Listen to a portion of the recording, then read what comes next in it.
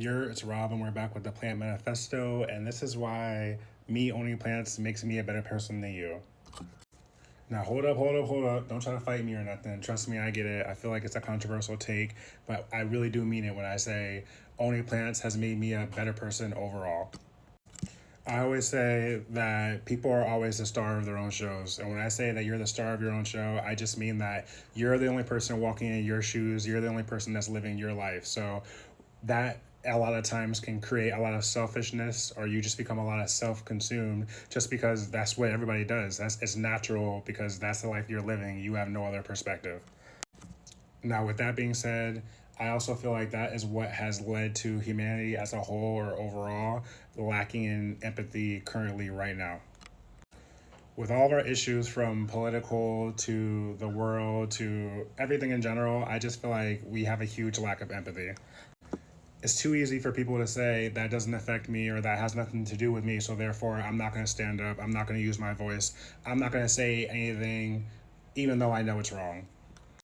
For me, at the end of the day, right is right, wrong is wrong. It's very black and white. And for me, a lot of this stuff has been causing me to question people's morals.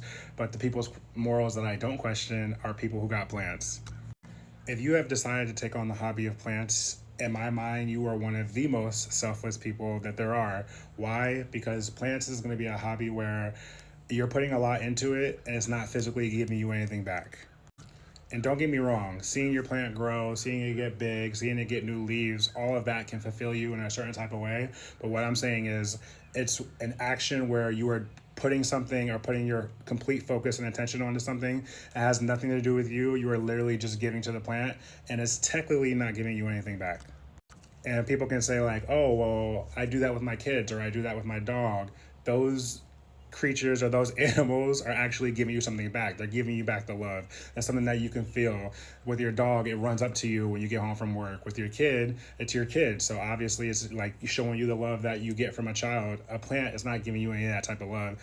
This is something that it is going one way, is 100% going one way, and that's to the plant. So for you to be good at this hobby or even to want to get into this hobby, you have to have an extreme amount of empathy. You have to have the time in your day to not only not think about yourself, but to think about something else and to think about it on a high level. In most cases, I'm coming out here and I'm looking at them on a daily basis. And it's not even something that I am really thinking about. It's something that I'm doing because I want to.